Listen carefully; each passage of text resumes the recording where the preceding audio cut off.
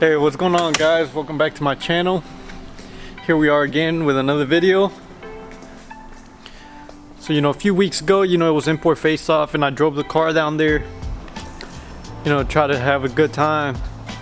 And on the way there, it started acting up on me a little bit. So it sounded like it was misfiring almost. So it was kind of bogging out, boom, boom, boom, boom. And every time I would floor it, in higher RPM you wouldn't feel it too much, but in low RPM you would feel it, bogging up, pretty good. So after the show I left and I stopped at AutoZone just to check the spark plugs, see if they were firing, and sure enough, they all had fire. And then I thought there was oil in one piston, but I think it was just fuel that hadn't been burned down. So it was just looking like it was oil, because when I got home here, I actually tested it out pretty good, and it wasn't no oil. So not too long ago I did change the coil inside the distributor. I was running an eBay one, so it was pretty weak, so I'm sure that's not the problem. So then the other thing I hadn't replaced was the cap and the little rotor. So I got me on eBay and I ordered me some OEM parts. I'm pretty sure these are the ones for this distributor, because it is an OBD1 distributor on here. So I got me these brand new OEM rotor, the low rotor and the distributor cap. So that's what I'm gonna do today, fix, start it. So I'll show you guys kind of what it's doing and then see if this fixes it. So hopefully this is the problem, because I don't want to have any issues with this engine at all. So let me start it for you guys and show you guys kind of what it does. The little sputter it does.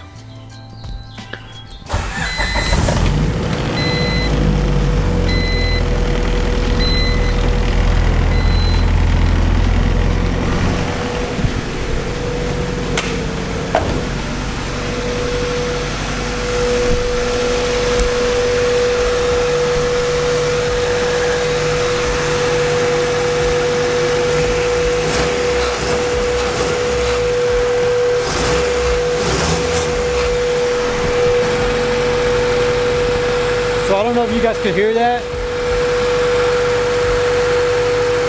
but it almost sounds like it's bogging out.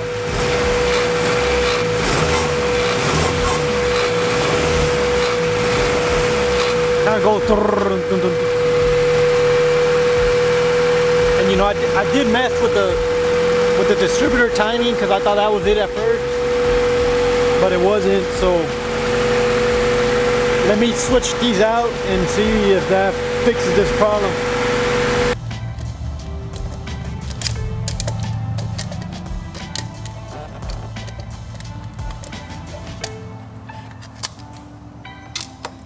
So what I'm gonna do before I actually do is test fit the new one. That way I make sure it's good.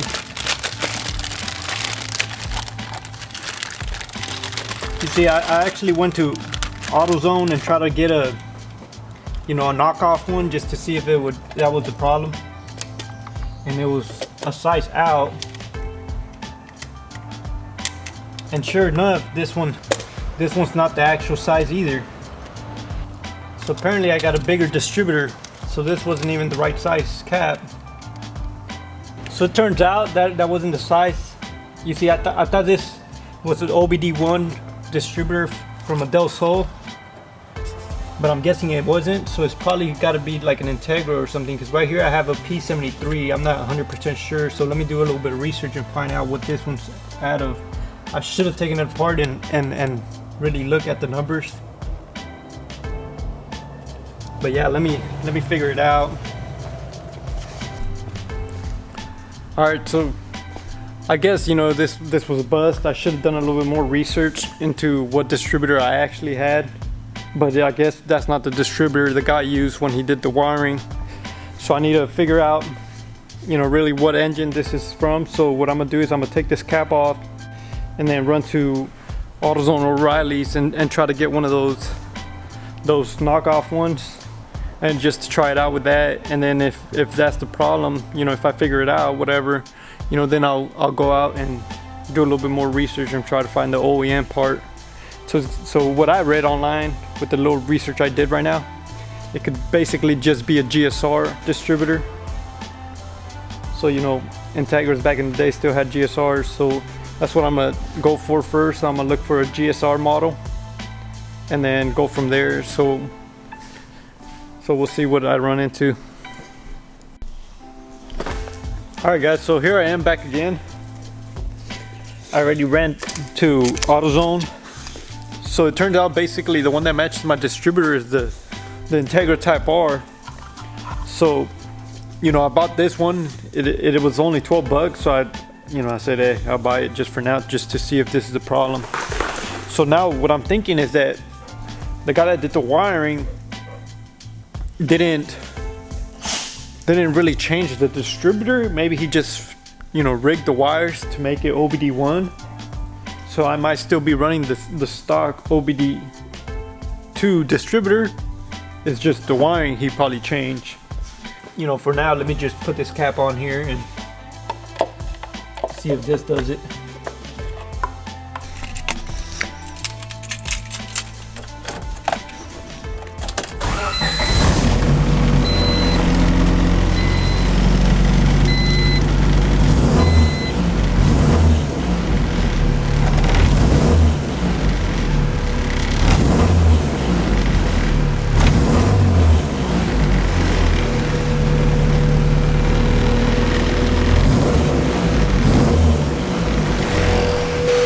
It still sounds a little weird. I'm gonna mess with the timing a little bit, see if that does it.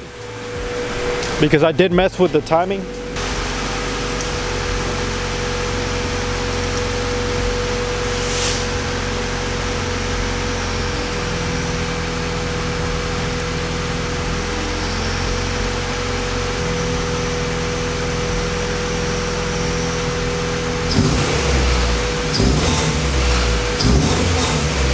Alright guys, so it's been a few days after I did the switching of the cap and the rotor and the little rotor thing in there.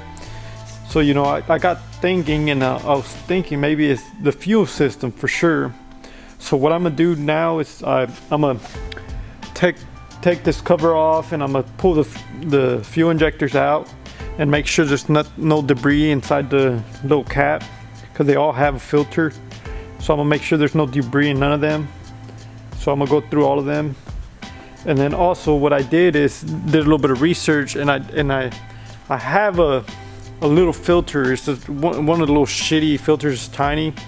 It's basically, you know, like 20 bucks or something. So it's the cheapest of the cheapest. And basically all it is a little wire net. You know, I never sat there and did research on fuel filters. So basically all it is a little net that really filters nothing. And then if you think about it, this car's so old and it's sat so long, that fuel tank must be, you know, pretty corroded in there. So there's so much debris, I'm sure. You know, there's, you know, it's pretty much, you know, common sense. You know, there's going to be a lot of debris in there from it just sitting around and, you know, corroding over the years. So then all that little debris eventually ends up inside the fuel line and pushed out to the injectors. And if that little shitty filter did not catch anything, it's definitely gonna clog the injectors. So what I did a little bit of research, and I got me this aeromotive filter, or I'm not 100% sure how you pronounce this, but here's the name of this. So basically the filter that you got on there is like a 40 micron, so it's basically not filtering hardly anything. And then this one's supposed to be like a 10 micron, so it should be for fine little stuff, you know, so little trash should be getting filter out of this one. So I'm gonna open this one up and I'm gonna show you guys the inside of this. All right guys, so here we are under the dash. Don't mind the big old mess in here. So basically the fuel filters right there basically runs off this line right here. So it's all compact in there. It's tucked back there, so I gotta find a way to pretty much pry it out of there. and then also make that bigger one fit in here, and this one's barely fit in here. And I definitely don't want to remove the dash, so we'll see what I managed to pull off here. Alright guys, so here we have it. This is the old filter that was under the bay. So you guys can see I oversprayed it and everything, but it was underneath so nobody could see it, so I wasn't concerned about it. So basically this was the little filter, high quality filter I had underneath there. I believe it's a Jag's little filter or Russell's, one of the two. So this is definitely gonna be the fun part, trying to make it fit underneath the dash like I showed you guys there, you know how compact it was. So basically now I'm trying to fit this big old monster of a fuel filter underneath where this one was.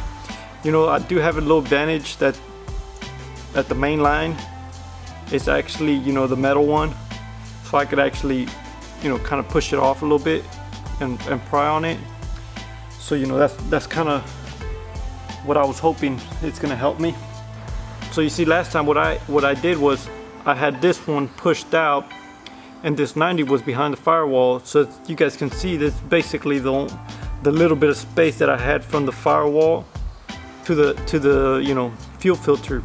So basically it's, you know, it's basically dead on, so it had to have, so it was on there pretty tight. That's why I kind of didn't want to push through back into inside the car, because you know it was just so tight on there.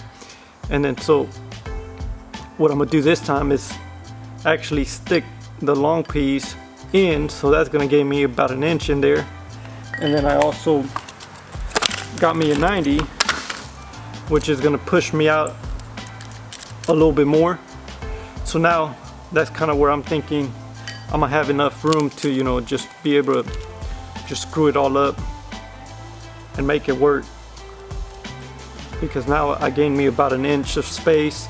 And then like I said, that line inside is pretty flexible, so I'll be able to angle it differently and gain that little space I need to make this work.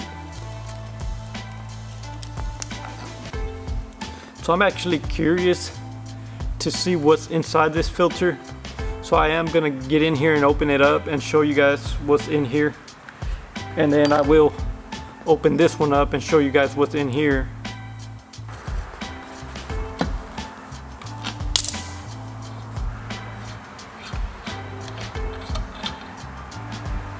Cool, so you could actually unscrew these things. I didn't think you were able to do that. So this is basically what you get for a 45 micron, I believe is what you call it. You know, this is what it filters. And surprisingly, it's pretty clean. So this, you know, this already got me questioning that this ain't my problem, you know.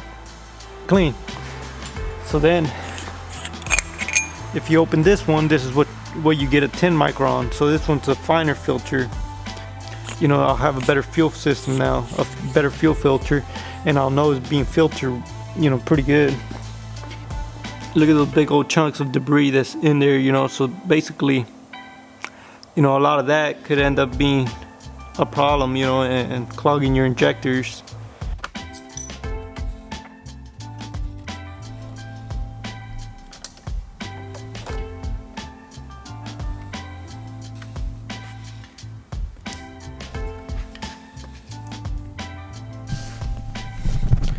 Alright guys, so after going through and, you know, removing this fuel filter and checking it out and really determining that it's really not dirty, what I'm gonna end up doing is removing every single injector again. If you guys can see, I got it all taken apart again. Alright guys, so here I'm gonna show you guys how I clean my injectors.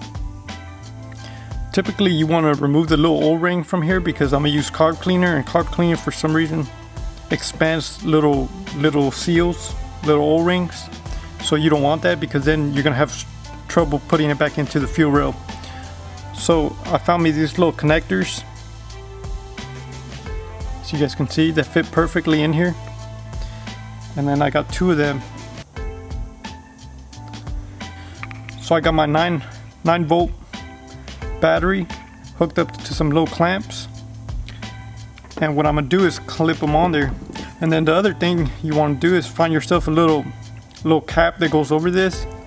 Typically what I like to do is go to AutoZone and get a valve stem and make it fit in here snugly, because the valve stem is rubber, so it expands a little bit. And then if you remove the little valve inside and just cap it and do pretty much the same thing I did here, just run the little hose through the cap, that typically works pretty good, you know, with the valve stem to seal. But I found this little cup I had laying around and it fits pretty good. I mean, it's not 100% tight, but it works pretty good. So what I'm gonna do first is give it a quick spray, and then with my air gun I'm gonna blow air through backwards, because typically what happens is the debris goes in through here, so it clogs it up in here. So what you want to do is use a little bit of carb cleaner to kind of break it down, and then after that blow it back out. That way it doesn't clog up anymore in here. So the other thing, you know, if it clicks, I don't know if the mic is gonna catch this. So let's see if the mic catches this click. So when I put the battery on there, it should click. I don't know if you guys hear that, but that right there shows that it's actually working. It's not stuck. So right now it's wide open. So I'm gonna use the carb cleaner. Give it a few pumps, and this one already sprays good. I already did 2 of them, and they weren't spraying as good as this one is doing. So now, after I spray a little bit of like that, I'll get my air gun and I blow back out.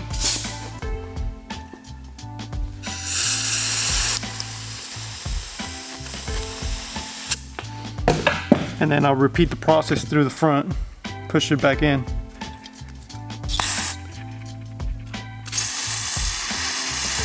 And yes, this one's spraying real good.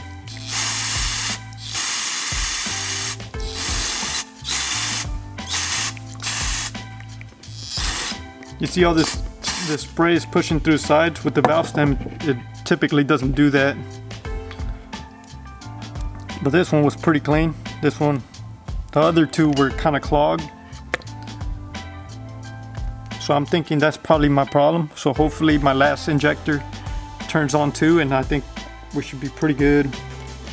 Alright guys, so I got the injectors back on. Everything's put on. I went in and tightened everything, all the 6 and fittings. You know, I did manage to get that fuel filter in there. If you guys remember, we used to have that tiny little filter, so I had to adjust the lines back there a little bit. If you guys can see the filter now, it's massive. And then so right now what I want to do is just turn the ignition on without cranking it. That way we could pry the fuel through and get that pressure and see if we're gonna have any leaks, because the last thing we want is a leak, especially inside. So what I'm gonna do right now is just, you know, turn the switch on to the on position and let the fuel pump push fuel through.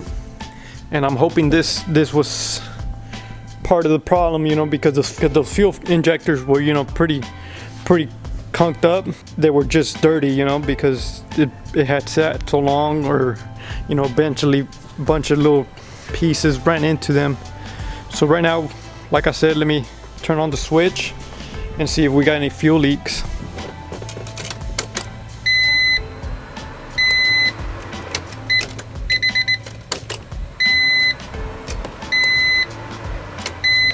So far I don't see anything, but since this fuel filter is pretty big, I'm gonna do it a few times before I really determine if it's leaking. I guess we could come over here and see if we're leaking here. Fuel injectors.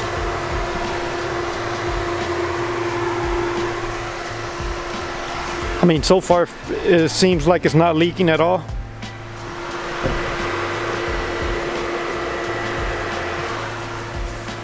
No leaks. All right guys, I'm gonna give it a crank and see if it starts and see if we, you know, fix a problem. I'm hoping we did and it's not more distributor problems.